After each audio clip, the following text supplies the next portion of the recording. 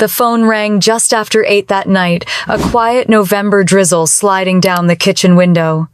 I was still staring at my laptop, finishing invoices for clients when the name Mom lit up the screen.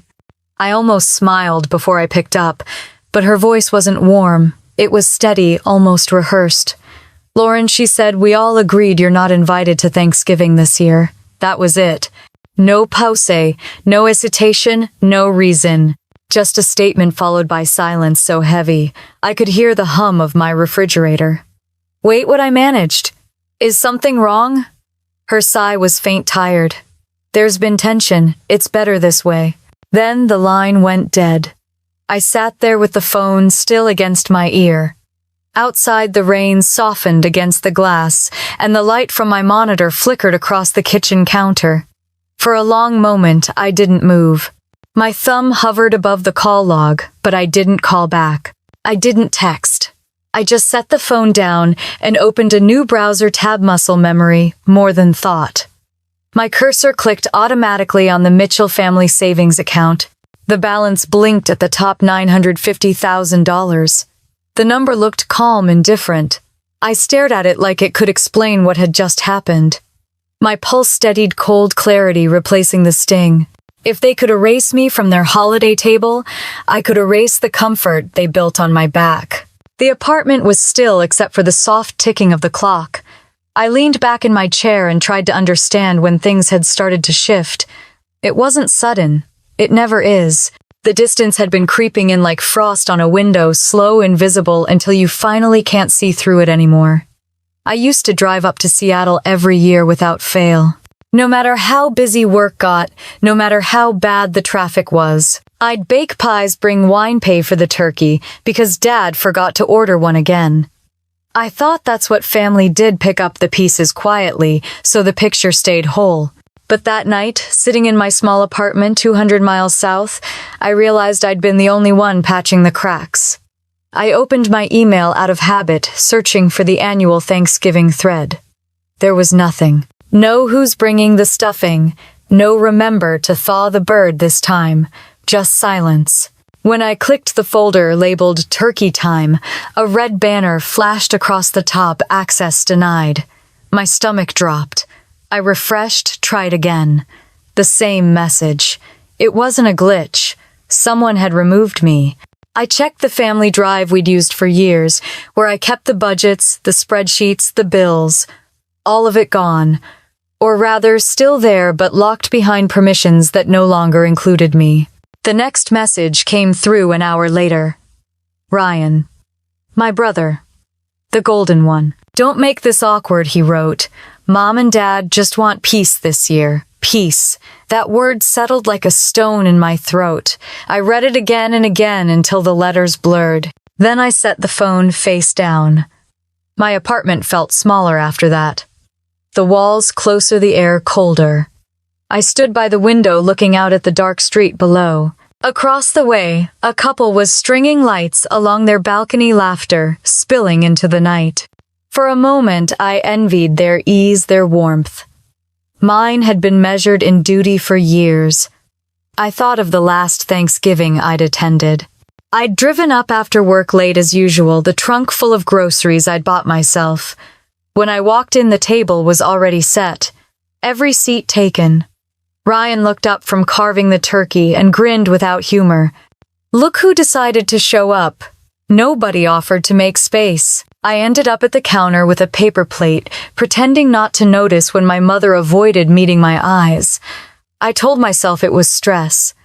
That families said things they didn't mean during holidays. But now, remembering her voice on the phone, I knew better. It hadn't been stress. It had been planning. The clock on the wall blinked 10. I poured a cup of coffee just to have something to do. The bitter smell filled the air, grounding me. When I glanced at my laptop again, the savings account was still open. I'd started that account 6 years ago, back when Dad's company hit a rough patch.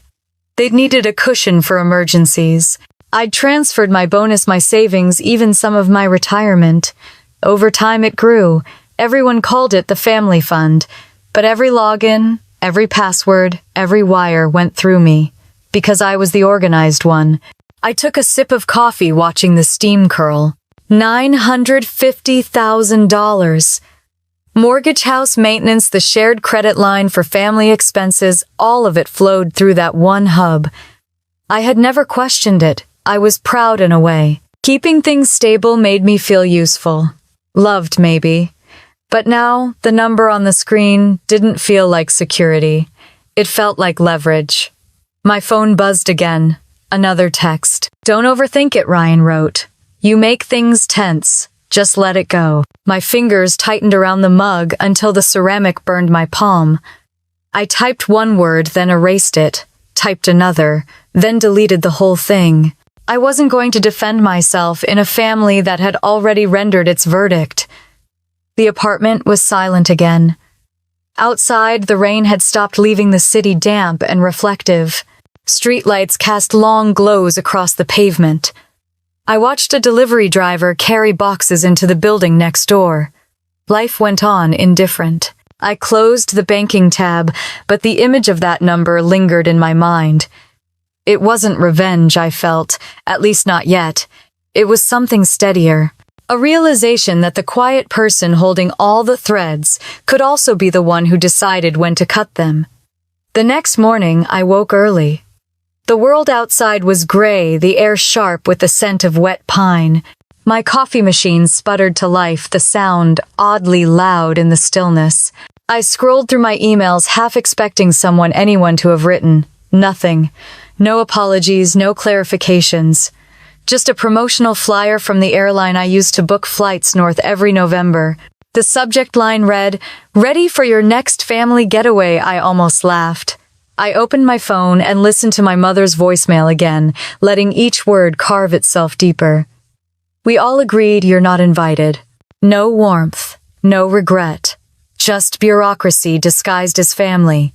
I saved the message, labeling it proof. Not because I planned to show it to anyone, but because I needed to see it to remind myself it had really happened. The rest of the day I moved through work like a machine. Numbers, reports, transfers, routine that kept me from thinking too much. But every time my screen dimmed, I saw the reflection of my own face in the black glass. Calm. Controlled. The kind of calm that comes right before a decision. When night fell again, I sat back at my kitchen table. My fingers hovered above the keyboard. For years, I'd been the invisible scaffolding of this family, the one who made everything work, who smoothed over every rough edge. They didn't invite me to Thanksgiving because they thought they didn't need me. That was their mistake. I opened a new folder on my desktop and typed 2 words into the title bar: frozen accounts. The screen glowed pale in the dark room. I saved it, closed the laptop, and stared at the window where my reflection stared back. My phone buzzed once more, another message from Ryan. "Hope you're not planning to make a scene. Let's keep things calm." I let the screen fade, then whispered into the quiet. "If calm is what you want, little brother, calm is exactly what you'll get." Outside, the rain started again, soft, persistent cleansing. Inside, I exhaled, slow and deliberate. Whatever peace they thought they'd won by excluding me, I was about to teach them what real silence could do. The next morning, my email inbox greeted me with a subject line that stopped me mid-sip of coffee: quarterly family fund summary. For a second, I thought about deleting it without opening, but the words family fund hit like a bruise I hadn't touched yet. I clicked. The balance stared back, $950,000, clean, round, and silent. The spreadsheet was attached, columns neat, my formatting from years ago still there. At the bottom it said, "Prepared by LM," my initials. It pulled me straight into memory, back to the night I first created it. 6 years earlier, my parents had invited me up for dinner at their house in Seattle. I remember the smell of roast chicken, the clink of wine glasses, the way the conversation turned casual before it curved into something else. Dad had just retired early from his logistics job, claiming he wanted to breathe again. Mom had started volunteering at her charity board, and Ryan, freshly married to Madison, was talking about buying a house in the suburbs. Money, as usual, was the quiet shadow at the table. Dad cleared his throat. "You're good with numbers, Lo. We were thinking maybe you could help us set up a family savings pool." Just for emergencies, or when things get tight? Mom smiled too bright. You've always had such a steady head. We'd all contribute a little. You'd just manage it. I should have heard the subtle shift in her voice the way help meant take over. But I didn't. I said sure. I spent that weekend setting up the account, transferring my own savings to start it. They added some. Ryan chipped in a bit from his bonus. We called it the family fund. It felt like trust back then. It felt like love, disguised as spreadsheets and totals. Months later, the first favor arrived. Dad's property taxes were due, and he said the fund could temporarily cover it. I transferred the payment, promising myself I'd log it properly. Then came the mortgage, the home insurance, a car repair. Each time it was just this once. Each time they forgot to pay it back. I kept records because that's what I did, kept order where there was chaos. But I didn't realize order could also mean chains. By the second year, I was paying nearly everything connected to that house. The gas, the electric, even the Wi-Fi. I had all the bills on autopay because Mom said she couldn't figure out those online portals. Every time I offered to walk her through it, she'd laugh softly. You're so much faster at this than me, honey. I just mess it up. The first Thanksgiving after I started managing everything, Ryan arrived in a brand new car, boasting about the interest rate he'd gotten. Mom beamed. Your brother's doing so well, Lauren. Maybe you should let him give you advice for once. I smiled, said nothing, and tried not to think about the $7,000 wire transfer I'd approved for his down payment 2 weeks earlier. Later that night, while clearing dishes, Madison caught me in the kitchen. Ryan told me you've been amazing with the finances, she said sweetly. It must feel good to take care of everyone. I remember forcing a laugh. Yeah, feels great. The truth was, it didn't. It felt heavy, like holding a structure everyone else pretended was self-sustaining. One spring, Ryan called asking to withdraw $120,000 from the fund. We're remodeling, he said, adding value to the family asset. Ryan, that's the house fund, I reminded him. So, you're the manager, not the owner. His tone was casual but sharp. I started to protest, but Mom took the phone. Sweetheart, let him. It's for all of us. You're just better with paperwork, that's all. That phrase, better with paperwork, would echo for years. It meant you do the labor, we reap the comfort. I processed the transaction anyway. Weeks later, I saw the receipt from a real estate agency. Down payment, not renovation. I didn't mention it again. I told myself it wasn't worth starting a fight. Family peace cost something, I thought. Turns out it cost exactly $120,000. Over time, they stopped thanking me entirely. They expected the payments like oxygen, unseen but necessary. When I'd visit, Mom would hand me envelopes of utility bills, as if I were the clerk behind a service counter. Can you just handle these online, darling, she'd say, already walking away. At first, I told myself I was being too sensitive. That's what they always said when I pointed out the imbalance. You're too emotional, Lauren, Mom would sigh. Ryan has more stress than you, he's starting a family. I didn't say that the stress of holding everyone's financial world in place without acknowledgement could crush a person too. The breaking point came 2 years ago, though I didn't see it then. It was Ryan's birthday dinner. They'd rented a private dining room downtown, the kind with gold trim and waiters who never stop refilling your glass. I'd arranged the catering, paid the deposit through the family credit line, and driven 3 hours to get there. Halfway through dessert, Dad raised his glass and toasted to Ryan for keeping this family afloat. Everyone clapped. My chest tightened so hard I had to excuse myself to the restroom. I remember standing in front of the mirror, lipstick, smudged palms, damp, whispering, "You're invisible." Then I smiled at my own reflection because invisibility, I realized, had its uses. That thought drifted back to me, now sitting in my apartment with the family funds summary open on my laptop. I scrolled down through the contribution chart.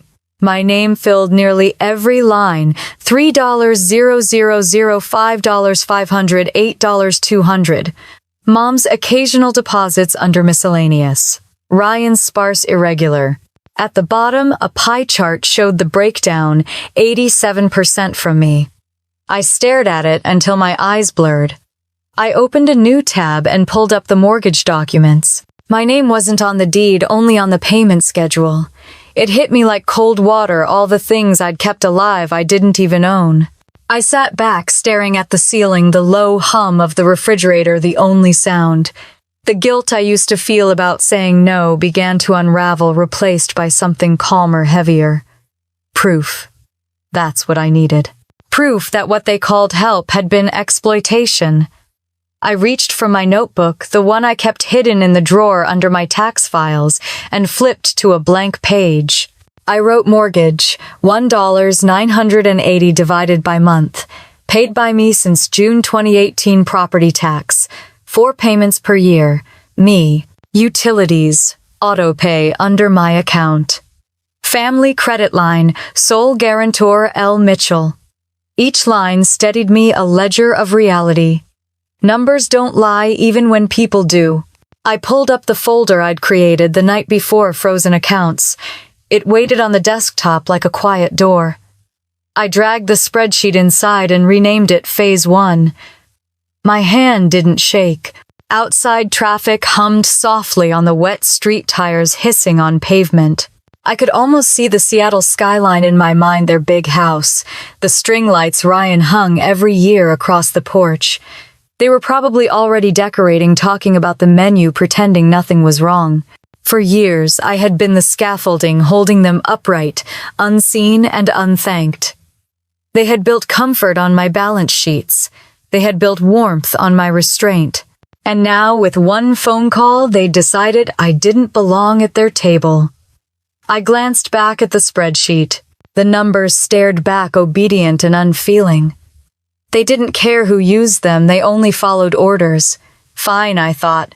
Let's give them new orders. I highlighted the first row and typed a note in the comments box.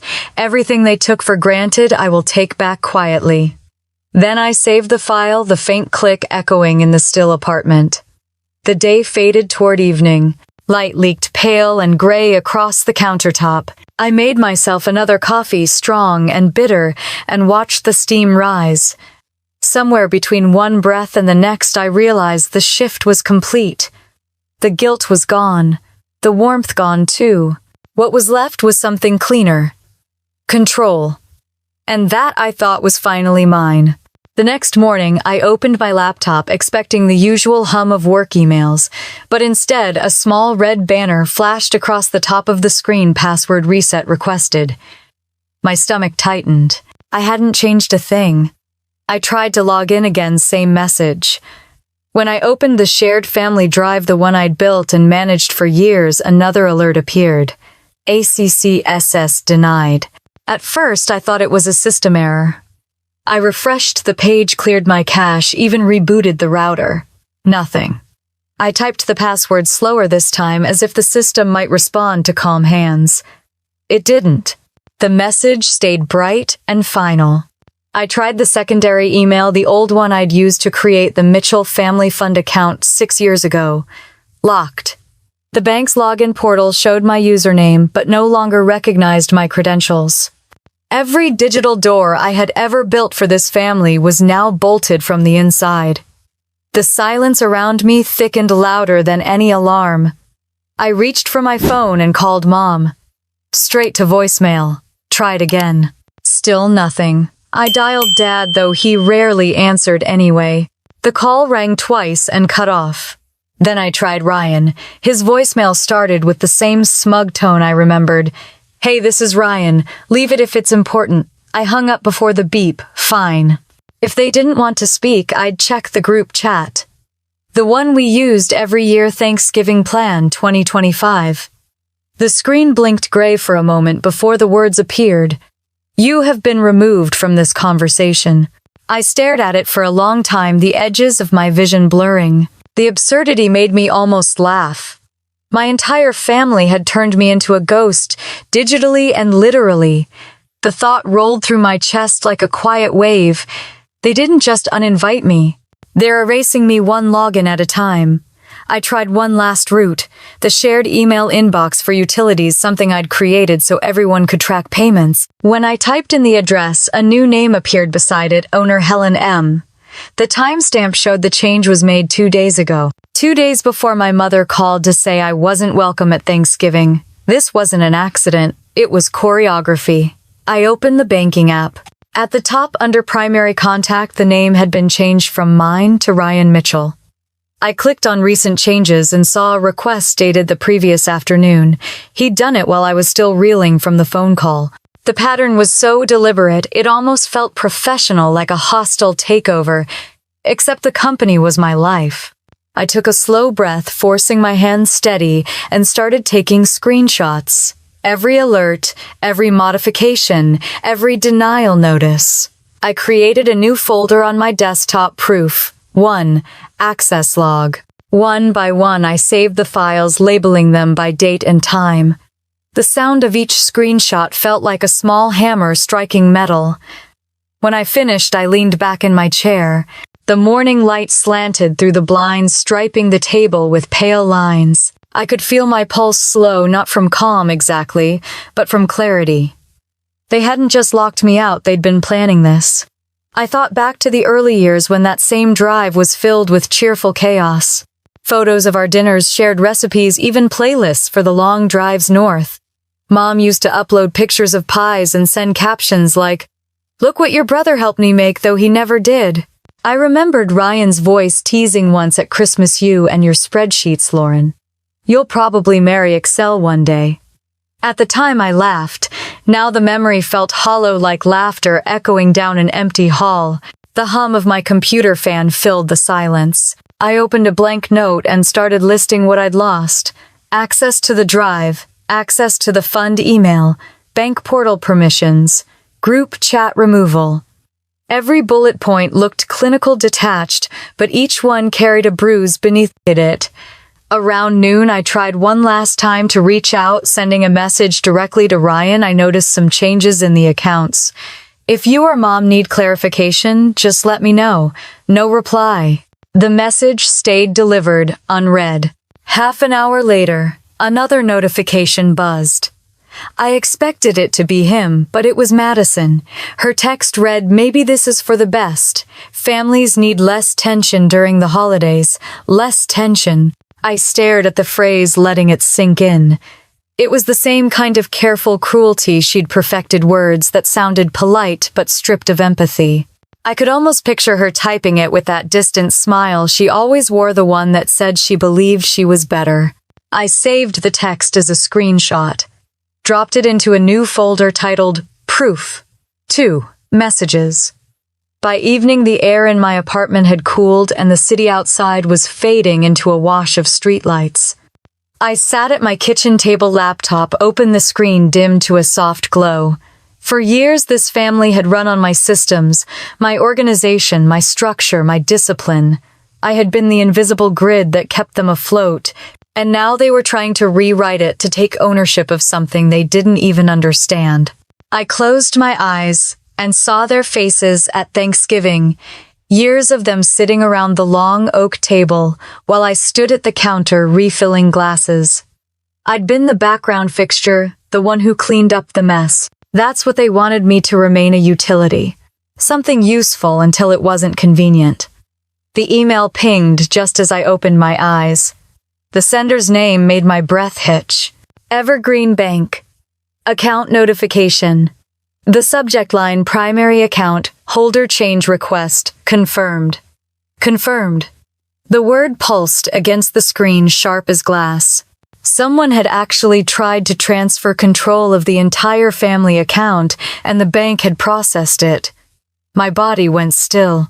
Then I scrolled down and saw the note. "If you did not authorize this change, please contact your branch representative immediately." I clicked the download PDF option and saved it to my growing archive. The evidence folder now felt like a heartbeat on my desktop, steady, undeniable. Outside rain began tapping against the windows, soft but relentless. I stared into it, the city lights blurred into streaks. I could almost see my family's house 200 miles north, the string lights Ryan always hung early, the smell of turkey and cinnamon that used to mean home. I thought of Mom sitting at her kitchen counter, perfectly composed, probably telling anyone who asked that I was taking space. The lie rolled easily off her tongue, I knew. She'd spent her whole life editing reality to suit the family image. I took another screenshot this time of the bank's confirmation page and added it to the folder. Then I renamed the folder itself Phase 2, Proof of Erasure.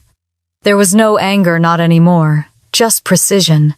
The kind of focus that accountants use when balancing columns, everything aligning perfectly. I closed my laptop, the sound echoing through the quiet apartment. My phone buzzed once more. This time it was an unknown number. I hesitated before answering. Lauren Mitchell, a male voice asked. Yes, this is Mark from Evergreen Bank. We noticed a recent ownership change request on your shared account. It was initiated by Orion Mitchell and Helen Mitchell. Do you confirm that authorization? My throat felt tight, but my voice came out steady.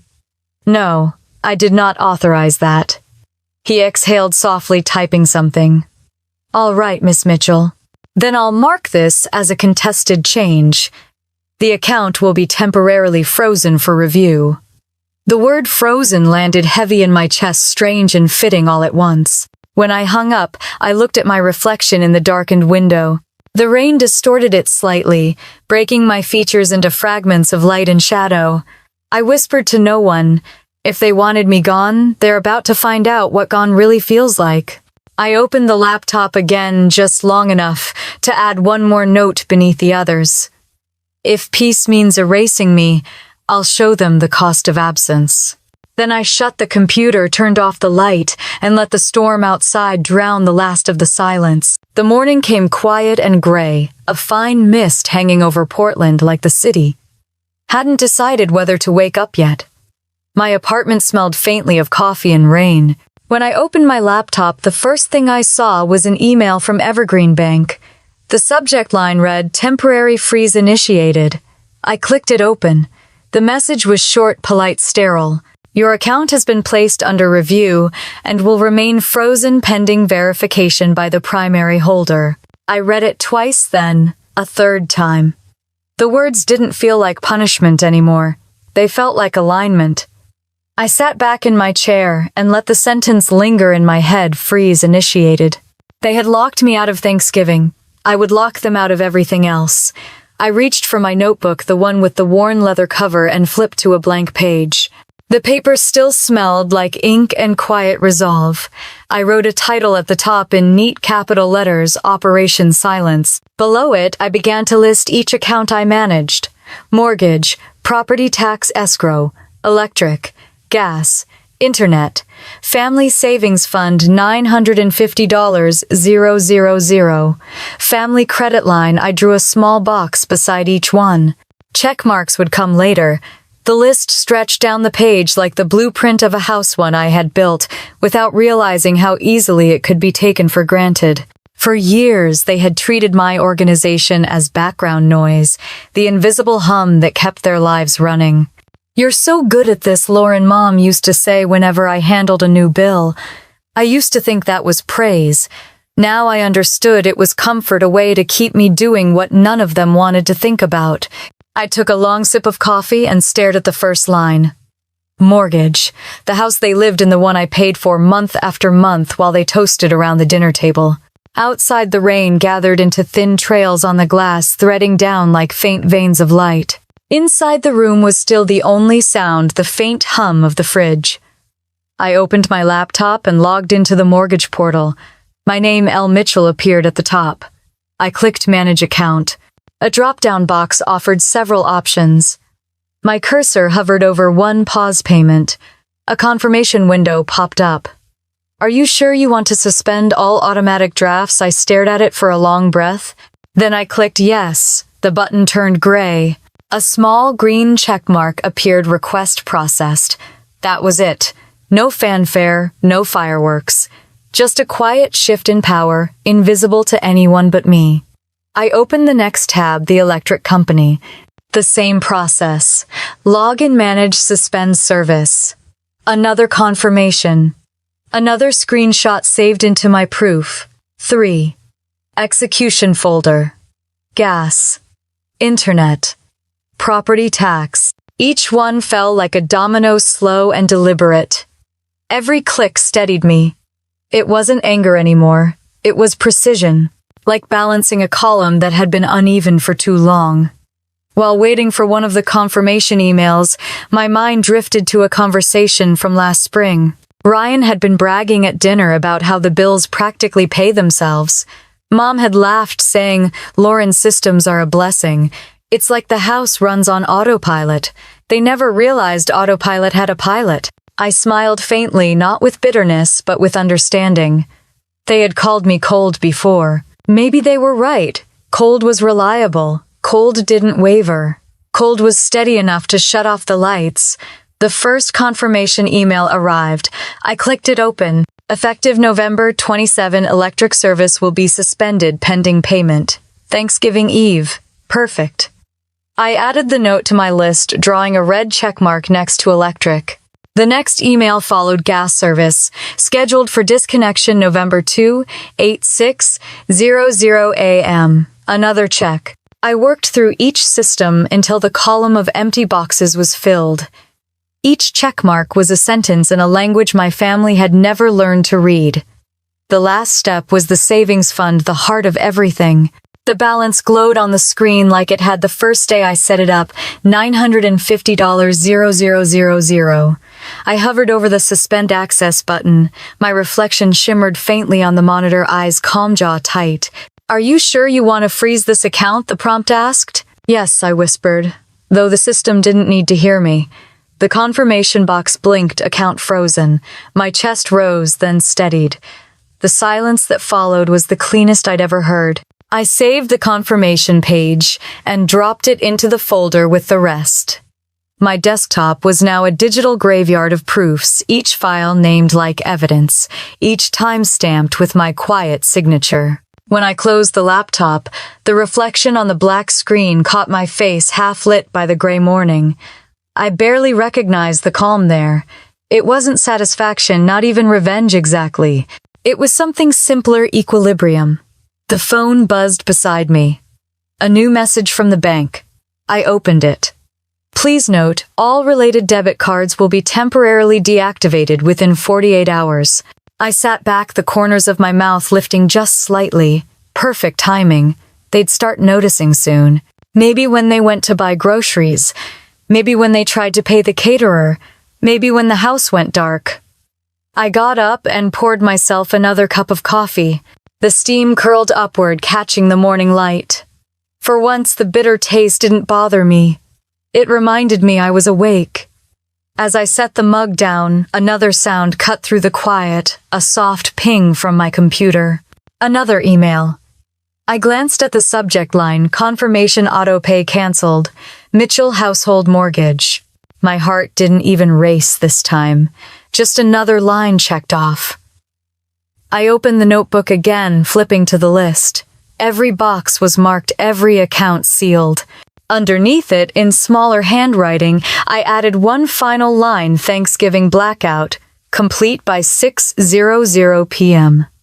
Outside, the drizzle thickened into rain. I watched it streak down the window, each drop splitting and running its course. It looked like cleansing more than storm. I reached over, turned off the lamp, and let the gray light fill the room. The silence felt heavier but not uncomfortable. It was the kind that comes after finishing something long overdue. My phone buzzed once more. A new message from Evergreen Bank, automatic and impersonal action completed. Account status frozen. I leaned back in my chair, eyes fixed on the word until it blurred slightly.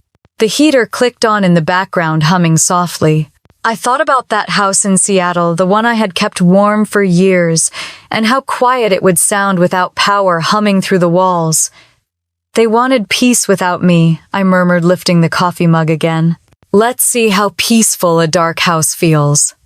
The clock on the wall ticked once, then again, marking the quiet march toward Thanksgiving. I saved the final file, closed the laptop, and stood at the window watching the rain wash the world clean. The city lights flickered faintly in the distance, reflections breaking against wet pavement. For the first time in years, I didn't feel like the one left out. I felt like the one holding the switch. 2 days passed before the silence cracked. It started with a vibration against the counter, a sound small enough to ignore until it wouldn't stop. My phone lit up with a flood of messages, first from Ryan. "We need to talk. Something's wrong with the bank." Then another. "Mom says all her cards are getting declined." "What did you do?" I didn't reply. I didn't even open the thread. I just took a screenshot and dropped it into a new folder on my desktop titled Proof 4 Reactions. The sound of the screenshot ping was oddly satisfying. A few minutes later, another message arrived. This one from Mom. "Lauren, please fix whatever you did. People are calling about bills." I don't know what's happening. The choice of words made me pause. Fix whatever you did. Not "can you help" or "we're confused." No, always a demand dressed up as concern. I poured coffee and let the steam blur my reflection in the window. Outside, the city was gray again. Inside, I played back her voicemail. Her voice trembled just enough to sound human. "Lauren, honey, there's a mix-up with the payments. We can't reach the utility company and your father's card isn't working. Could you please call them?" A pause. A breath. Then softer. "We need you to handle this. You always do." The message ended with the sound of her exhale, long and weary. The next voicemail came seconds later, Ryan this time. His tone was sharp. "You've gone too far. You can't just freeze accounts that aren't yours. Mom's losing it. Call me back before you make this worse." I smiled, a small curl of irony. Accounts that aren't mine. Every one of them was under my name. I didn't respond. Instead, I created a subfolder, voicemails. 3 files so far. The phone kept buzzing for hours. Texts, missed calls, emails titled urgent. I ignored them all. The sound became background noise, like the ticking of a clock you stop hearing after a while. By late afternoon, the messages had slowed the panic, shifting into silence again. I sat on the couch, phone face down, laptop open, watching the cursor blink on an empty screen. Then an email appeared. No sender name, just a random string of letters. The subject line read, "You should hear this before they delete it." For a long moment, I didn't move. Then curiosity pushed past caution. I clicked. There was a single attachment, dinner, MP3. I put on my headphones and pressed play. At first, all I heard was clinking silverware, laughter, the low murmur of conversation. Then came Mom's voice, smooth and controlled as ever. "She's always been distant," she said. "Cold. Convenient when we need her, but not really family." Laughter followed Ryan's sharp, Madison's soft and agreeing. "She likes control," Ryan said. "This is better. She'll finally learn to let go." Another voice, Dad, barely audible. "Don't stir it up, son. Just let it settle." Madison again, lighter, almost cheerful. "She should be thankful we're keeping the peace." The last sound was Mom's voice, faint but clear. "We'll change the accounts tomorrow." The recording ended with the scrape of a chair and the soft click of glass against glass. I sat very still. The apartment was silent except for the faint buzz in my ears. I replayed the file once, then twice. Each time the words cut cleaner. Cold. Convenient. Not really family. I took the headphones off and let them rest on the table. My hands were steady, but my throat felt tight. For years, I had suspected they talked about me like that, half pity, half condescension, but hearing it out loud stripped away the last of my denial. It wasn't misunderstanding. It wasn't miscommunication. It was contempt dressed in family dinnerware. I opened a blank document and typed one sentence. "They call it peace. I call it proof." The words looked simple on the screen, but they carried a weight that felt like air clearing after a storm. A tear slid down before I realized it, quick and hot. I wiped it away. Not sadness, exactly, more like release. I saved the audio file into a new folder, Proof 5, Recording. Then I renamed the document beside it, Statement of Facts. I added a line beneath it. Audio recording dated November 20, location, Mitchell residence. Participants Helen Robert Ryan Madison. Subject justification for exclusion of Lauren. Evidence catalog not emotion. My phone buzzed again. I checked it out of habit. Another text from Ryan Mom's crying. The power company says the account holder shut off service. Please answer. I could almost hear the panic between the words. I didn't reply. Instead, I took another screenshot and added it to the folder. The rain started again outside, tapping against the glass. I sat there listening, one rhythm blending into another, the weather, the pings of new messages, the occasional voicemail tone. I poured another cup of coffee, black and bitter, and watched steam coil upward. When I glanced at the phone again, a new voicemail notification appeared. I didn't press play this time. I just saved it. Voicemail 4. MP3. I began building a table in Excel. Voicemails 4. Text messages 8. Bank notices 5. Audio, evidence 1. Total 18 pieces of proof. I sat back staring at the list. Every file, every voice, every message, they'd all built their case for me. I didn't need to scream or argue. Their words were enough. I drafted an email to David Miller, the attorney I'd worked with years ago during a contract dispute. The subject line read private matter, family accounts. I started typing a summary, dates, ownership, recorded conversations, but before I hit send, I stopped. Not yet. Timing mattered. I saved it as a draft and closed the window. The city outside was glowing now, reflections from streetlights smearing gold across the wet pavement. Across the way, a neighbor's window flickered with the light of a TV. A family sitcom, laughter faint through the rain. I wondered if those people had any idea how lucky they were to have a peace that didn't need freezing to be earned. My phone buzzed one last time that night. It was an email from an unknown sender, probably the same one who sent the recording. The subject line was a single word: they're meeting again. There was no attachment, no body text, just those words. I stared at it, then at the growing list of evidence on my screen. My name, my handwriting, their voices. Proof of every truth they had buried under years of politeness.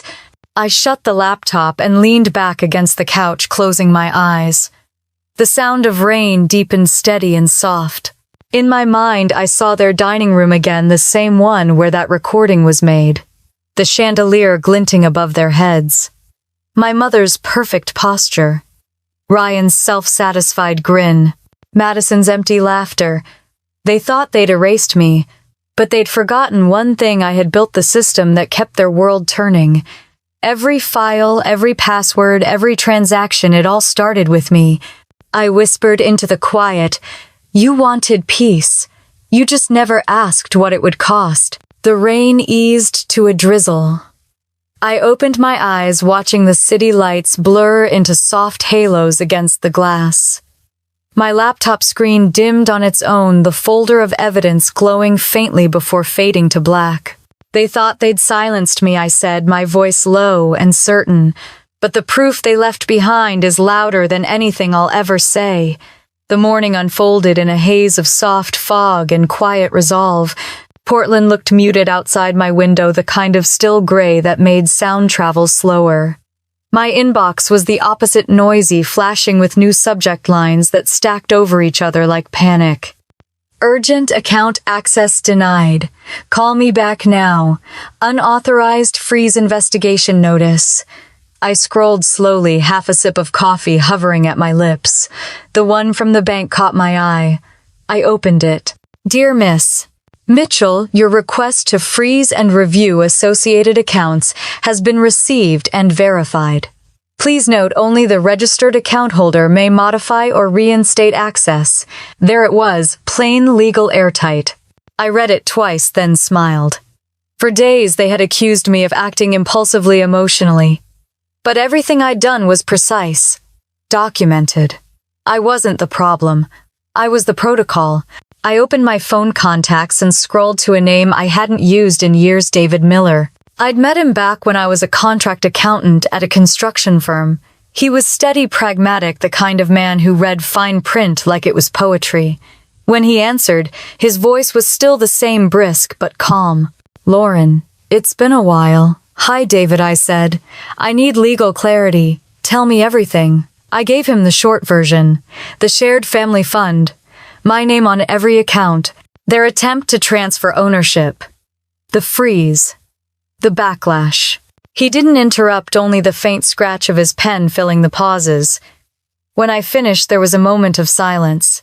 "Lauren," he said, "finally, every account you mentioned, mortgage, utilities, savings, are registered under your name. Yes, all of them. Then you hold full legal authority. Freezing the accounts wasn't retaliation. It was self-protection. They can't touch a cent without your written consent." I let out a breath I hadn't realized I'd been holding. "They're claiming I overstepped." He chuckled low and even.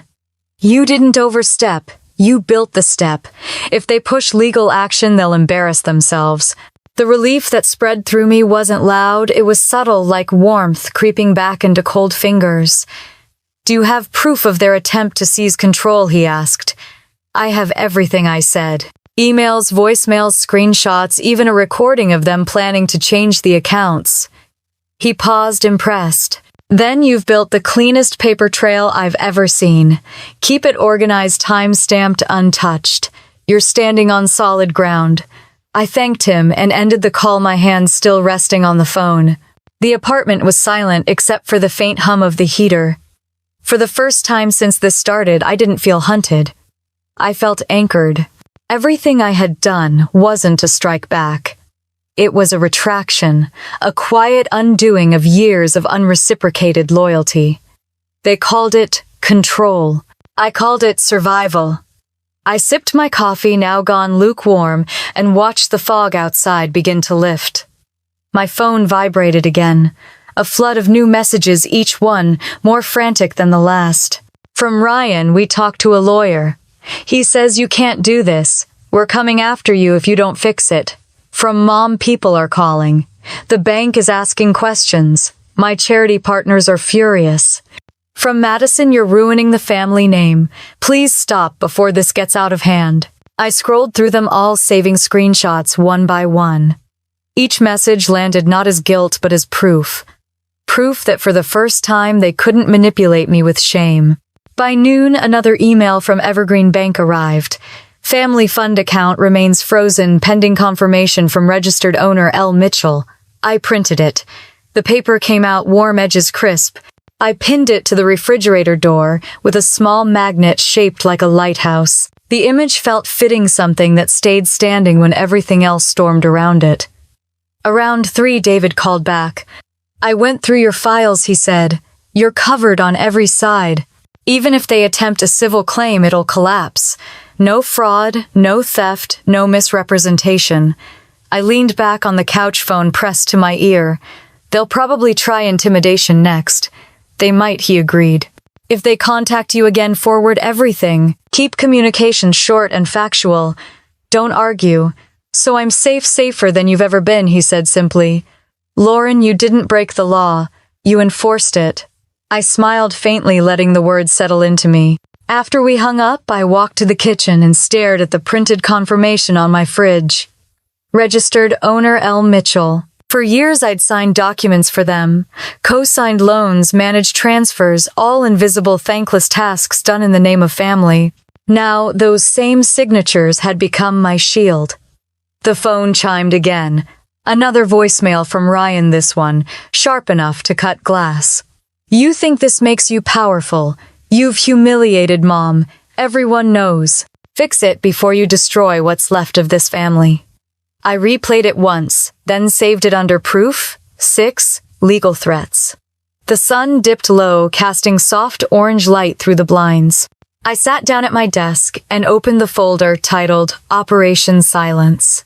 My fingers hovered over the keyboard before I renamed it Frozen Justice. The word justice looked strange at first, too heavy, too official. But it fit. I wasn't playing their game anymore. I was closing the book on it. I thought about Mom's words from that recording. "She's convenient, not really family." Convenient had kept their house warm, their credit intact, their lives polished. And now that convenience had ended. Not because I wanted revenge, but because I wanted peace that wasn't conditional. I scrolled through the saved messages one last time. The list had grown long: voicemails, texts, legal notices, even photos of handwritten notes I'd found in old envelopes. Every piece a breadcrumb leading back to the truth I hadn't betrayed them. They had betrayed the very person keeping them afloat. The heater kicked on again. I wrapped my hands around my mug, the warmth grounding me. By evening, a new message appeared. This one from Mom. The tone had shifted. "Lauren, please. The reporters are asking questions about the charity funds. We need to talk before this gets worse." I stared at the words. Reporters. So it had started already. Minutes later, Ryan texted, "If you don't fix this, we'll make sure everyone knows what you've done." I almost laughed. What I'd done was save receipts. I took a slow breath, then opened my email drafts. One of them was already waiting, the one addressed to Rachel Carter, the journalist I'd worked with years ago on a charity audit. The subject line read, "Information regarding misuse of family fund." I hovered my cursor over send, but didn't click yet. Timing again. The truth deserved the right stage. Outside, the fog had lifted entirely. The street below glowed under the amber wash of streetlights. Cars moved like slow streams of silver. I thought about the Mitchell house in Seattle, the same porch where I used to string lights while Ryan complained about the cold. Now they'd be sitting in darkness. Power cut heat gone, their credit cards failing one by one. The irony didn't feel cruel. It felt balanced. My phone buzzed one last time that night. Ryan again. "We're talking to reporters if you don't fix this." I stared at the text for a long moment, then at the open draft on my laptop. I smiled. "If they want the truth public," I murmured. Fingers resting on the keys, "I'll make sure the whole city hears it." The cursor blinked once like a quiet pulse waiting. Then I pressed save, leaned back, and let the room fill with the soft hum of silence that finally belonged to me. The morning of Thanksgiving arrived, wrapped in a soft, pale silence. Portland was still wet from the night's rain, the kind that left the air smelling like pine and cold stone. I brewed coffee and turned on the small radio by the sink. The announcer's voice drifted through the static perfect weather for gatherings across Washington. Families are getting ready for the biggest meal of the year. I looked at the clock. 9 sharp. My laptop screen glowed in the dim kitchen light. An email notification appeared at the top corner of the screen. Service termination confirmed. Mitchell residence. I took a slow sip of coffee, the bitterness grounding me, and whispered, "Right on time." Some people started Thanksgiving by carving turkeys. I started mine by carving out the last piece of silence between us. By 10, my phone began to vibrate. A message from Ryan. "Power's out. Mom's freaking out. Do you know anything about this?" Another followed seconds later. "The caterer says the card was declined. They're threatening to leave." I set the phone face down on the table, watching the light blink with every new notification. Then I stirred sugar into my coffee, slow and steady, listening to the spoon ring against the mug. The rhythm was calm, almost meditative. 200 miles north, their world was cracking. At 10:30, more messages flooded in. "Guests are here. Nothing works. Mom is on the phone with the electric company. They said the account was frozen. The cards are declining, Lauren. Every single one." I opened a new folder on my laptop and named it Proof. 7. Thanksgiving. One by one, I took screenshots. Each ping sounded like punctuation. Another voicemail came through, Mom's voice trembling under the surface of control. "Lauren, whatever this is, undo it. There are 30 people here. The lights just went out again. This isn't funny." Her words cracked on that last sentence, the first sign of fear threading through authority. I saved the voicemail and labeled it Voicemail, Thanksgiving, 1, MP3. Outside my window, the city was waking up. I could hear laughter echoing from across the courtyard, the sound of pans clanging in someone's kitchen. Thanksgiving smells drifted through the air, roasted garlic, cinnamon, butter. It should have felt like nostalgia. Instead, it felt like distance. At 11, another message came. This time from Madison. What the hell did you do? The catering truck left. Guests are leaving. This isn't you, Lauren. I smiled faintly. You'd be surprised. By noon, the reports had turned frantic. The heat was off the credit line, frozen, the backup account empty. Every text was shorter, sharper. Fix it now, please. Then came the photo sent by Ryan. The Mitchell dining room, once filled with warm light, now cloaked in shadows. Candles, half-burned, faces blurred by darkness. I stared at the image until the glow of the screen reflected back in my eyes, then turned the phone over and let it dim. I poured another cup of coffee and stepped onto the balcony. The sky above Portland had finally opened, streaks of sunlight cutting through gray clouds. I leaned on the railing, watching the street below, families carrying pies, neighbors greeting each other with smiles. The sound of laughter drifted from the apartment next door. Far north, their house would be silent. Cold. My phone buzzed again. I ignored it until the screen went black. The silence in my apartment was perfect. I sat back at the kitchen table and opened my journal. On the next clean page, I wrote slowly, the pen gliding with measured certainty. They called it peace. Now they can have silence. They called me cold. Now they can feel winter. The words looked almost poetic under the slanted afternoon light. I thought of all the years I'd spent driving north, hands gripping the steering wheel through rain and traffic, balancing trays of desserts I'd baked at 2 a.m. I used to think I was holding the family together, that effort and kindness could patch over favoritism and neglect. But kindness had turned into currency, and they'd spent it without a second thought. Now the debt had come due. At 2:45 p.m., my phone started again, ringing, buzzing, vibrating in endless loops. I let it sit on the counter until the sound became part of the room. Eventually, curiosity won. I checked the screen. Ryan again. Did you do this then, Mom? You've humiliated us. Everyone's talking. The neighbors saw the catering truck drive off. You don't know what you've done. A final one from Madison. You've lost your mind. You'll regret this. I saved every message. My laptop screen filled with proof, dates, times, desperation, captured in pixels. I played Mom's voicemail again, not out of cruelty but clarity. Her voice shook as she said, "We're ruined, Lauren. Please make it stop. Make it stop." The same tone she'd used when she wanted me to fix bills, to handle paperwork, to clean up Ryan's mistakes. Always the same pattern, my labor, their comfort. I didn't reply. At 4, the rain returned, tapping lightly against the glass. I made myself a simple dinner, a baked potato, butter melting across the top. When I sat down to eat, my phone buzzed one more time. An unknown number? One text. They know it was you. I looked at the message, then at the half-eaten potato on my plate. The steam curled upward, soft and white, and I whispered, "Good."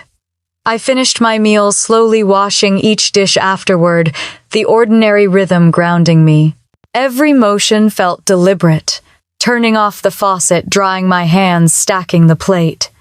I'd spent years being the invisible caretaker. Tonight, I was the architect of silence. The world outside my window glowed golden as evening settled.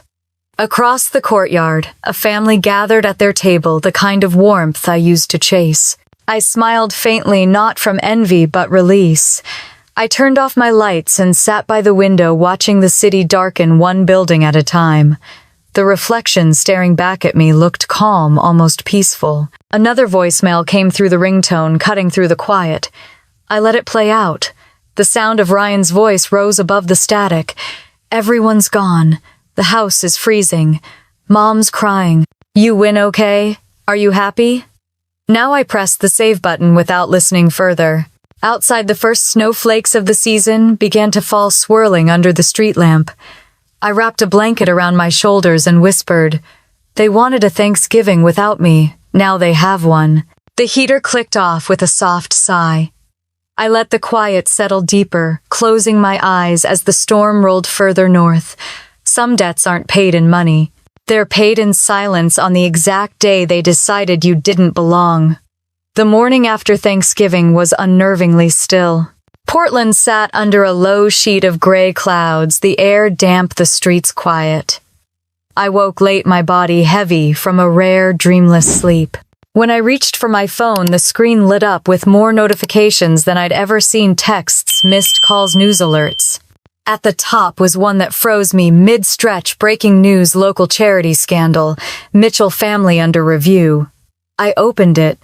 The headline glared in bold: Elaine Mitchell, longtime charity organizer, steps down amid allegations of financial discrepancies and mismanagement of donor funds. The article was short, clinical. The board had launched an internal audit after irregularities were reported in the family's shared accounts. The words shared accounts seemed to glow. My coffee machine beeped behind me, the sound too loud for the quiet kitchen. I poured a cup, the steam curling in front of my face as I read the story again. Karma doesn't knock, I thought. It sends a headline. By mid-morning, my messages were piling up. Old coworkers, distant relatives, even a college friend I hadn't spoken to in years. Is that your family on the news? I always thought your mom was so perfect. Wow. You okay? I didn't reply. Instead, I opened a private browser and typed my family's name. Page after page appeared: articles, reposts, speculation. One photo stopped me cold. The Mitchell house, my mother's perfect suburban fortress, shrouded in darkness. Someone had taken the picture the night before, posted it online with the caption, "Thanksgiving gone wrong." The irony was brutal. The house that had once hosted glittering charity galas now looked like a tomb. I saved the image and added it to a folder labeled Proof 8 Public Fallout. A new email appeared. Rachel Carter. The name tugged at something familiar. She'd been the journalist I'd worked with years ago on a charity audit. Her message was brief. "Lauren, we've received documents confirming you're the listed account holder for the Mitchell Family Fund. Would you like to comment before publication?" I typed 2 words in reply: no comment. Then I added, "just accuracy." An hour later, the next headline dropped: Mitchell family resignations confirmed. It mentioned the power outage, the frozen accounts, the public embarrassment during their Thanksgiving gathering. It quoted sources close to the family saying Elaine Mitchell had collapsed under stress. I set the phone down. The apartment was utterly silent, except for the hum of the refrigerator. By noon, the messages shifted from curiosity to pity. From my father: "Your mother hasn't left her room." "Are you proud of yourself?" From Madison. "You could have handled this privately. You've ruined everything." From Ryan: "You destroyed the family name. Hope you're satisfied." I read each one, screenshotted them, and saved them under Proof 8 Reactions. Outside, drizzle coated the windows, streaking the city in gray lines. I turned on the radio again. The announcer's voice sounded almost cheerful. In local news, community organizers are expressing shock after Elaine Mitchell stepped down amid a financial review. I muted it. There was no satisfaction, just a stillness that reached all the way down to my bones. In the afternoon, a new article surfaced. Anonymous source provides evidence of financial exploitation behind family fund. It didn't name me, but every detail pointed directly to my files: the screenshots, the transfers, the audit trail. Rachel had done her homework. The comments beneath the story flooded in. Sometimes silence is the loudest justice. She did what anyone would have done. Maybe families shouldn't confuse loyalty with servitude. I stared at the screen, the words blurring slightly. I wasn't sure what I felt: vindication, maybe, or relief. I closed my laptop and sat by the window, watching the drizzle turn into proper rain. The sound was rhythmic cleansing. For the first time in years, I felt like the world was reflecting what was happening inside me. Something messy washing itself clean.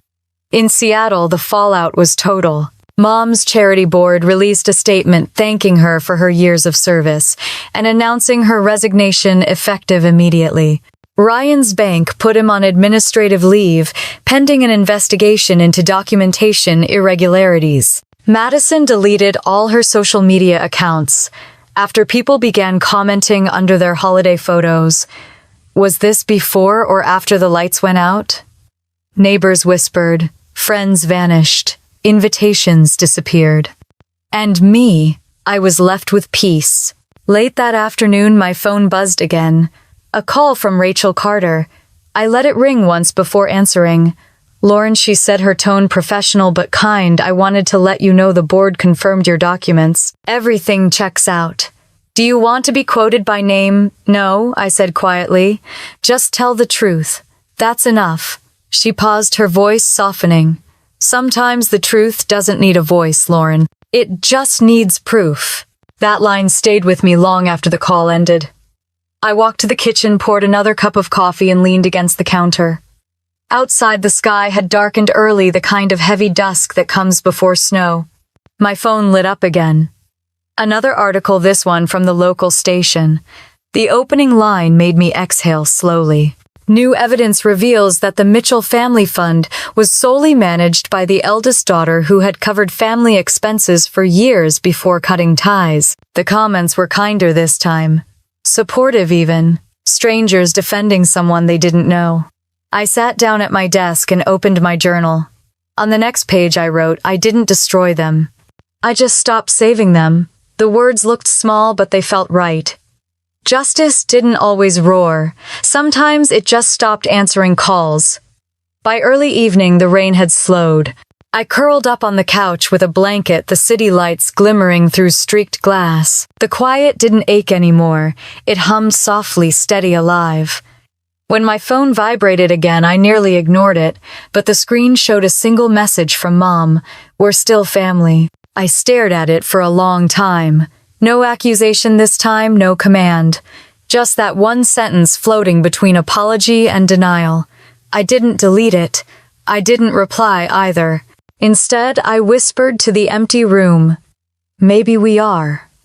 But family without honesty isn't love, it's dependency. Outside, the rain finally stopped, leaving the streets shining under the streetlights. I turned off my phone and watched the water on the glass begin to dry streak by streak until the window was clear again.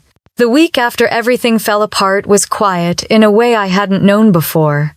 Portland was washed clean by rain, and the air smelled like cedar and salt. My phone stayed face down on the counter.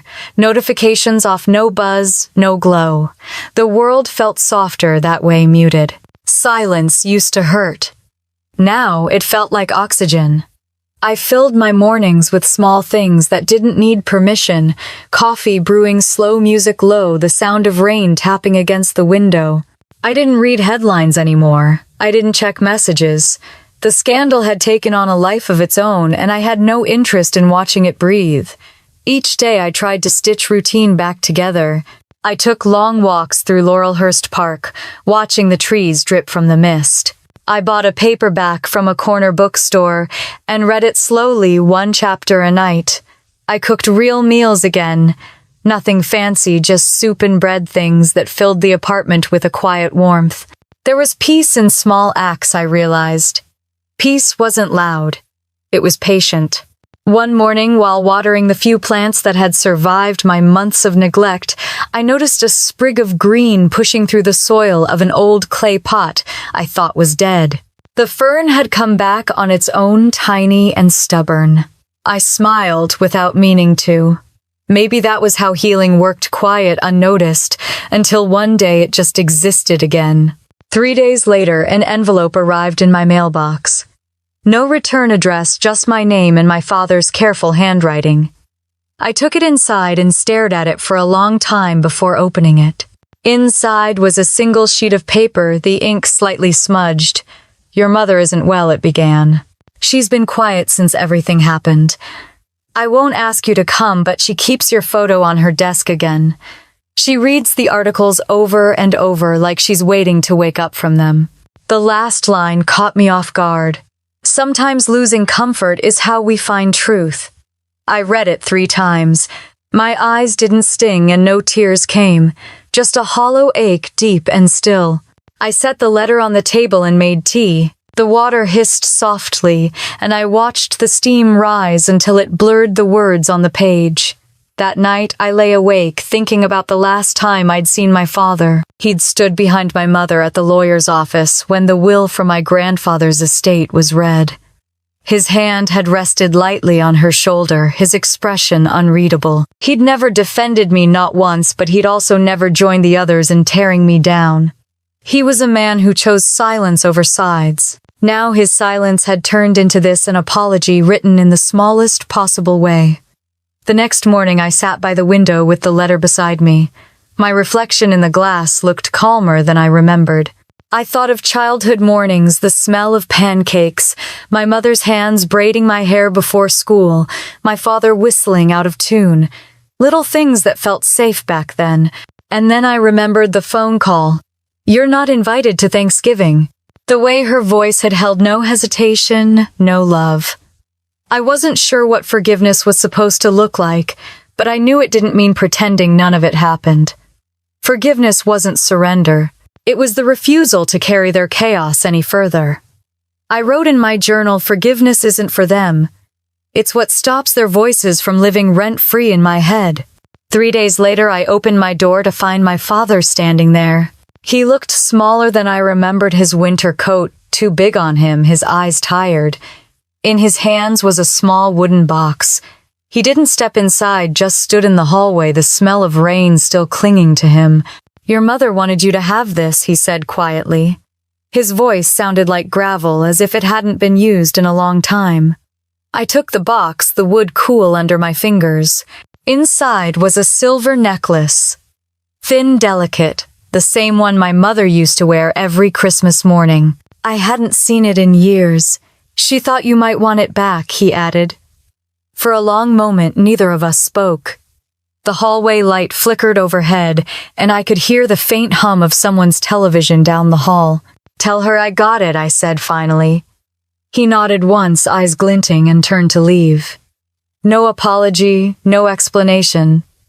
Just a father carrying the weight of something too late to fix.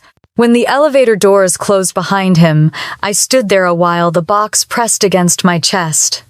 Back inside, I sat on the couch and opened it again. The necklace glimmered faintly in the soft light. I turned it over in my hand, the metal cold at first, then warming against my skin. "It doesn't erase what you did," I whispered. Not sure if I was speaking to my mother or myself, but it doesn't chain me to it either. I placed it back in the box and set it on the shelf above my desk, not as a keepsake, but as an ending. Later that evening, I opened my laptop. The folder Frozen Justice still sat on my desktop, heavy with files and screenshots and recordings. I hovered over it for a moment, then clicked. The window opened, filling the screen with months of my life condensed into digital proof. I selected all but one file, the document titled Statement of Facts, PDF. That one I kept. The rest I dragged into the trash. A small prompt appeared. "Are you sure you want to delete 87 items?" "Yes," I said aloud and pressed confirm. The sound of the trash bin emptying was quiet, final. When it was done, the desktop looked clean, almost new. Outside dusk had rolled in. I stepped onto the balcony, wrapping a blanket around my shoulders. The city lights blinked on one by one, reflections shivering on wet pavement. Somewhere, a car horn sounded distant and muffled. Maybe peace wasn't something you earned. Maybe it was what was left when the noise stopped. My phone buzzed once on the table behind me. I almost ignored it, but curiosity got the better of me. A text from an unknown number, I heard. "You helped us all see the truth. Thank you." I didn't recognize the sender, maybe someone from the charity board, maybe a stranger. It didn't matter. I smiled, set the phone down, and watched the rain begin again, soft, unhurried, washing the streets clean. For the first time, I wasn't waiting to be invited anywhere. I was already home. The first morning of December broke clear and pale sunlight, spilling softly across my apartment floor. I opened the window, letting the chill in, and for the first time in months, it didn't sting. It just felt new. The air smelled like frost and coffee and something cleaner, something lighter. For the first time, silence didn't echo, it breathed. I brewed a pot of coffee and stood by the window as the city slowly came alive. Portland mornings were kind like that. No rush, no noise, just motion finding its rhythm. Down on the street, a man walked his dog past the bakery, and the scent of warm bread floated up. For a long time, I had measured my days by anxiety. Checking emails, refreshing headlines, bracing for something else to break. Now the only thing I refreshed was the air in my lungs. The phone stayed still on the counter. Black screen, no messages, no missed calls. I didn't need it anymore. By mid-morning, I sat at my desk reopening the spreadsheet from my freelance work, the first project I'd accepted since everything had ended. The rows and numbers felt familiar, grounding. There was a peace in small, practical things. When I finished, I sent the file, then opened my notebook and wrote one simple line. I can work without carrying their weight. Later that day, I met Evelyn for coffee, the first real catch-up I'd allowed myself. She was a former colleague, sharp and kind, the kind of woman who always saw more than she said. We sat by the window of a small cafe, the kind with handwritten menus and chipped mugs. You look lighter, she said, studying me over her cup. I smiled. Because I stopped carrying what wasn't mine. She didn't press for details. She didn't need to. Her smile was small, but knowing the kind that said she understood without asking. We talked about work, about the quiet spaces life sometimes forced us into. By the time we left, I realized something simple and startling. I hadn't mentioned my family once. Not out of avoidance, but because they no longer filled the room in my mind. On my way out, I stopped at the counter to pay. A few feet away, a young woman stood arguing softly with the cafe owner. Her voice trembled as she tried to explain something about her rent, about a payment gone wrong. The owner's tone was clipped, impatient. I have proof, she said, fumbling through her phone. He changed the locks without notice. I have emails, I swear. The man sighed, shaking his head. Look, miss, I'm sorry, but you'll have to take that up somewhere else. Something in her voice, something raw and shaking, pulled me closer. Keep those emails, I said, gently stepping in. She turned, startled. Document everything. Don't delete a thing. Screenshots, timestamps, everything. She blinked, confused. Do you work with tenants or something? I smiled faintly. No, but I've learned that silence never protects you. Paperwork does. Her eyes softened. Why are you helping me? Because someone once made me believe silence was survival, I said. It isn't. I scribbled down the number of a tenant advocacy group on a napkin and handed it to her. She thanked me twice, voice steadying. Watching her walk away, I felt something I hadn't felt in a long time, not revenge, not relief, but purpose. That night when I got home, an email was waiting in my inbox. The subject line read, "Thank you." It was from her Anna. She wrote that the group had already agreed to take her case, that she'd finally stopped shaking when she talked about it. Her message ended simply, "You gave me back my voice." I sat in the quiet for a moment, rereading her words, then opened my journal. Justice doesn't always need revenge. Sometimes it's just passing the light to someone still in the dark. I flipped back through older pages, scanning the angry handwriting, the frantic notes, the desperate need to prove something. The later entries were different, cleaner, calmer. The letters no longer pressed into the page. My peace had a texture now. It wasn't empty. It was breathable. The next morning, my phone buzzed with a name I hadn't seen in a while. Tammy, I answered. Her voice was cautious at first, then warm. Hey, Lauren, it's been a while. It has, I said softly. We talked for nearly an hour. She told me her mom, Madison, had started therapy. Ryan had moved out of Seattle trying to get his life together, as she put it. And my mother, Elaine, had joined a community support group. Tammy hesitated before saying, She talks about you. You know. Not in anger. Just quiet. I think she's trying. I listened not with bitterness, but with something like calm curiosity. Maybe that's how healing starts, I said. When the noise stops hurting. We made plans to meet for Christmas. Not in Seattle. In Portland. When the call ended, I sat in the soft light of afternoon, the city humming outside. For the first time, the word family didn't sound like a wound. It sounded like a choice. Over the next week, I began clearing my apartment. Old files, boxes, letters.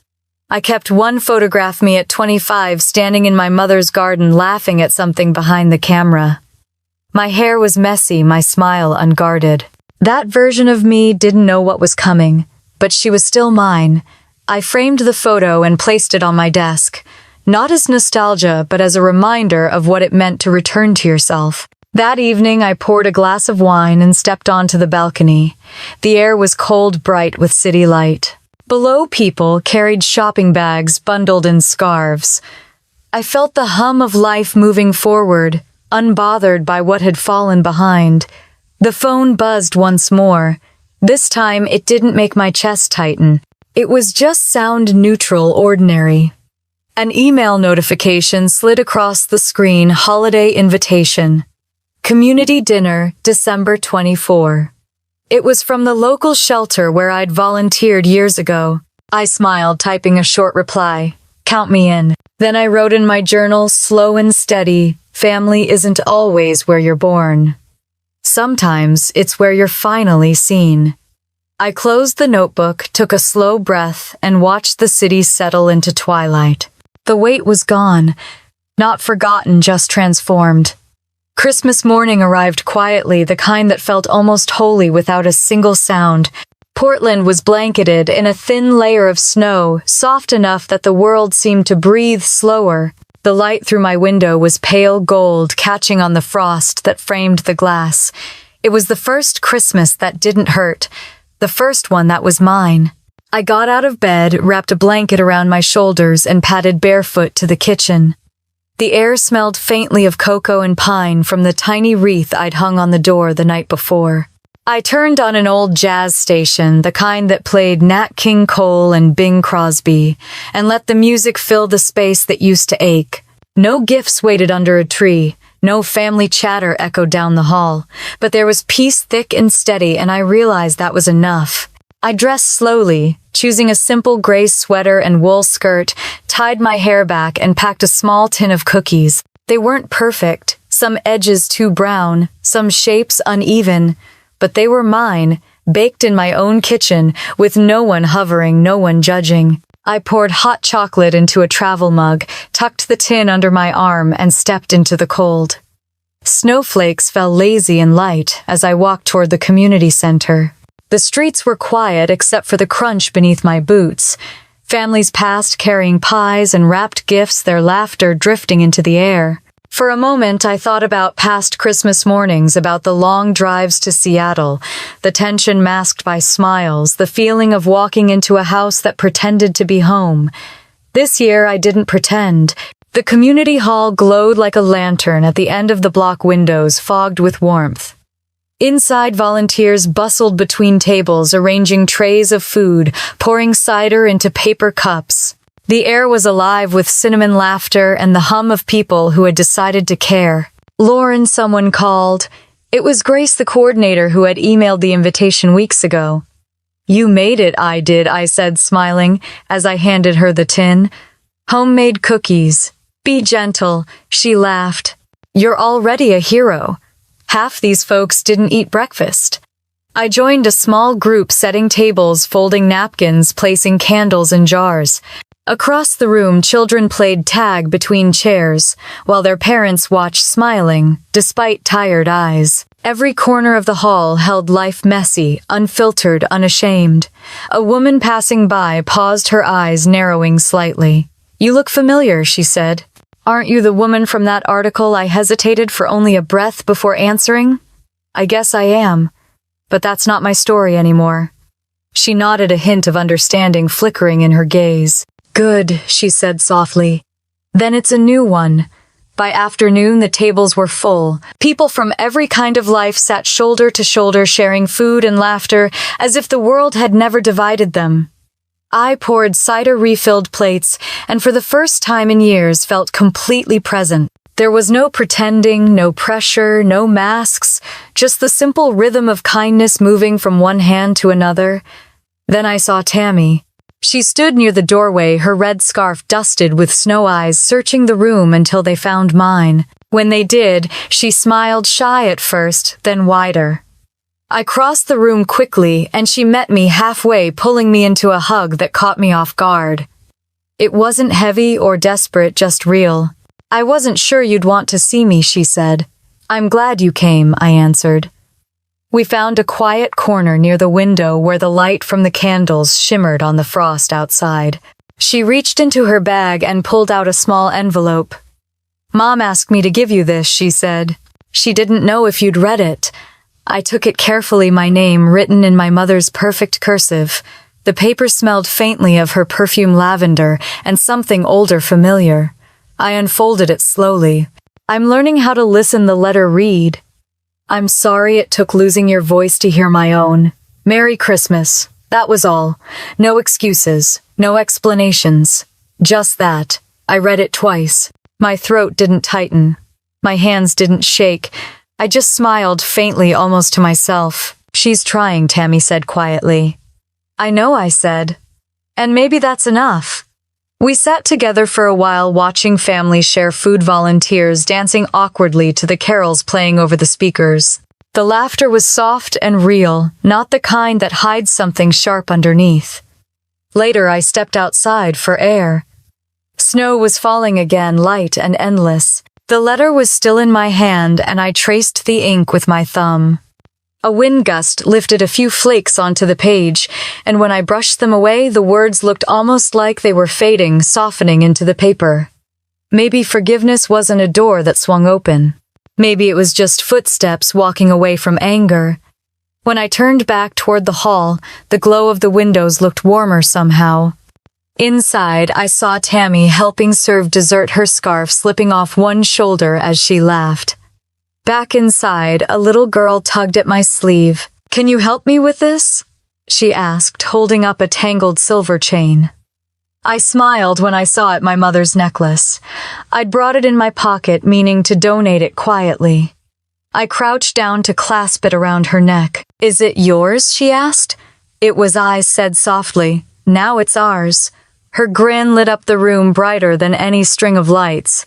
The evening drifted into music. Someone played piano, and a few people sang along, off-key but joyful. I stayed near the back, watching faces glow in the candlelight, feeling something loosen inside me that had been tight for years.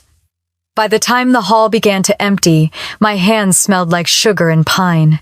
I hugged Grace goodbye and thanked her for the invitation. She said, "We'll see you next year," as if there was never a question I belonged.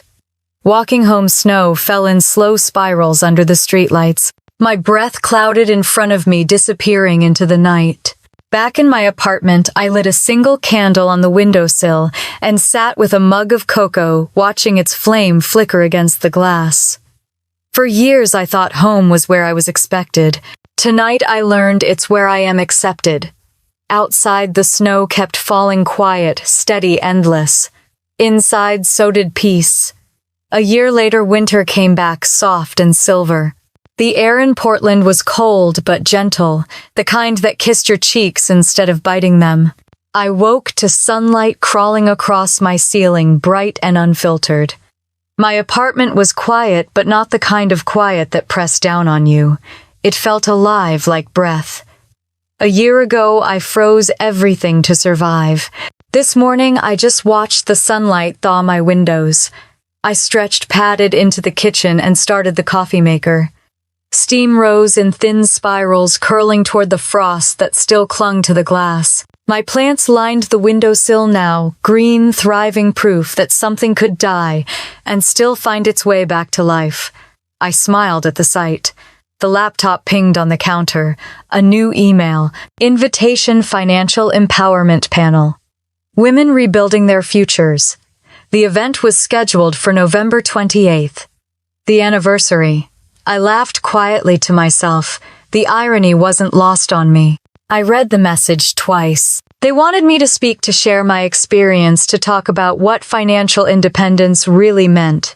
The woman who had once been erased by her own family, now being asked to help others reclaim their voices. I typed back, yes, I'd be honored. Outside the city hummed buses groaning through wet streets, people wrapped in scarves rushing to work. I didn't feel like I was rushing anywhere. I'd spent too many years sprinting toward approval that was never waiting for me. Now the pace of my days was slower, fuller. After breakfast, I opened the drawer of my desk and pulled out a thin envelope sealed in dust. My handwriting curled across the front. It was a letter I'd written to my mother months ago but never sent. The paper had yellowed slightly at the edges. I unfolded it and read the words. I don't hate you. I just can't build peace in a place where silence is currency. For a long time, that letter had felt like the only way to end the story. But now reading it again, it felt unnecessary, like a voice that no longer needed to speak. I smiled, folded it carefully, and slid it back into the drawer. Closure didn't need witnesses. By afternoon, the clouds had rolled in low and heavy. I grabbed my keys and drove north. The highway stretched quiet and empty, lined with bare trees slick from rain. I hadn't been back to Seattle since everything ended. I didn't plan to stay long. I just wanted to see it one last time. The neighborhood looked smaller than I remembered. The Mitchell house stood at the end of the cul-de-sac, painted a new color, now pale blue instead of white. The yard was trimmed, the windows replaced, the old mailbox gone. A different family lived there. I parked across the street but didn't get out. The world around me felt still muted under the gray sky. They had rebuilt the house. And I had rebuilt myself. I sat there a few minutes longer, watching the wind sway the trees, then started the car and drove away without looking back. By the time I returned to Portland, evening had folded over the city. The air smelled of rain and wood smoke. At the community center, laughter spilled out through open doors, people preparing for the weekly dinner I had helped organize for months now. Tammy was there stacking boxes of canned food. She waved when she saw me. Her cheeks were flushed, her scarf half untied. You made it, she said. Wouldn't miss it, I replied. We set up the tables together, hands brushing against each other as we passed plates and folded napkins. It was comfortable now, the way silence between us felt easy instead of tense. When the tables were done, she reached into her bag and handed me something small, an old photograph.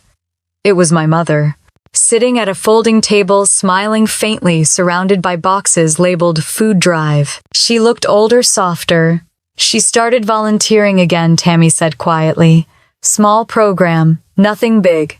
But she goes every week. I studied the photo for a long moment. My mother's hands were folded, her eyes calm. There was something peaceful about her posture. She looks lighter, I said finally. Tammy nodded.